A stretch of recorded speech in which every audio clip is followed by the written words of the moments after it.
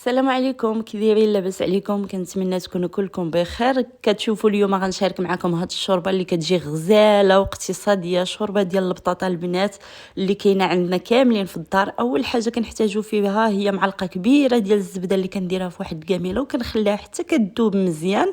ومن بعد كنضيف عليها واحد البصله كبيره تكون مشلضه او كي كنقولوا مقطعه مكعبات. ومن بعد غاديه نحرك مزيان ديك البصله وكنخليها غاديه من بعد نغطيها ونخليها حتى تطلق البصله ديالي مزيان.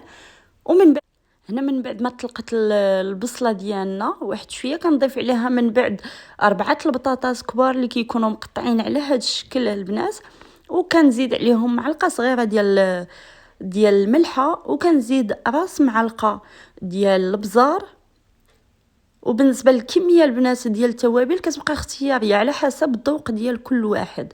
وكنحركها مزيان مع الخضره ديالي باش كلشي كتجي فيه البنه ديال ديك العطريه اولا التوابل.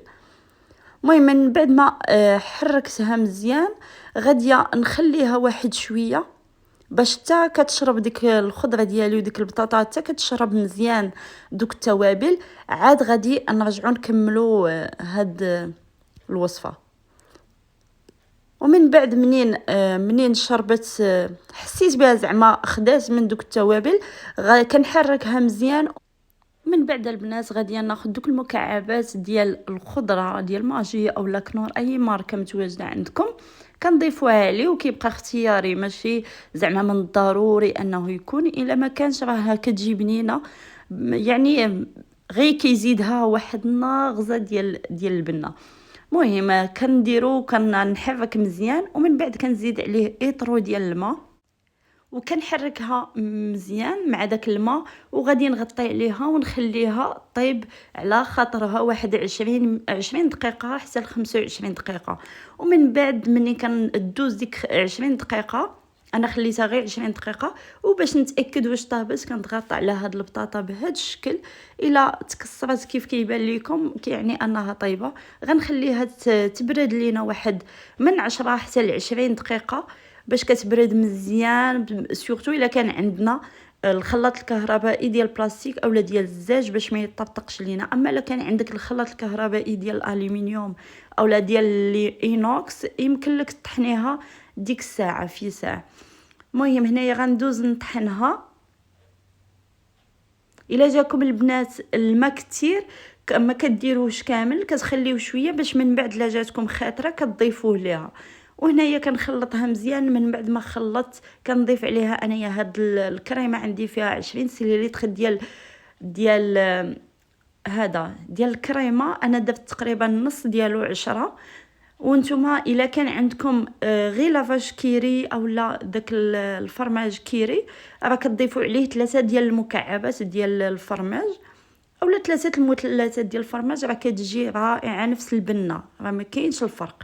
وهنايا كناخذ واحد الكامينه وكنضيف عليها كنضيف فيها ديك لاصوب ديالنا كيف كتشوفوا. كنخليها تطبخ مزيان، وملي كتبخ البنات كتشوفوا نتوما على حساب هذا الكثافه اللي بغيتو. كانت جاتكم ثقيله كتضيفوا ليها الماء، كانت جاتكم زعما جاريه كتخليوها تطبخ مده اكثر. وهنايا البنات انايا هاد الكثافه زعما موالماني، انايا عاجباني هاد الكثافه غادي نحتفظ بها هاد القياس هكا. ومن بعد غندوز نقدمها على هاد الشكل.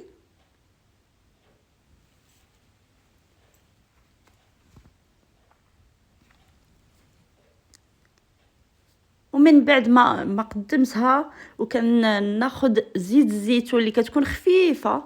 كاين اللي ما كتعجبوش هذا زيت الزيتون ديك القاصحه بحال ديال البلاد، هذه غير زيت الزيتون خفيفه كنضيفها عليها. وكنضيف شويه القزبر، كنرشها بشويه القزبر غير باش كتعطي كتجي عاطيه منظر وكتفتح لينا الشهيه.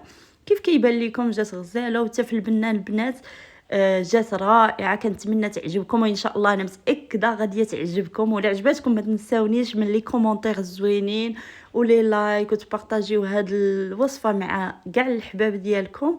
وكنتمنى تشتركوا في القناه. يلا بسلام عليكم.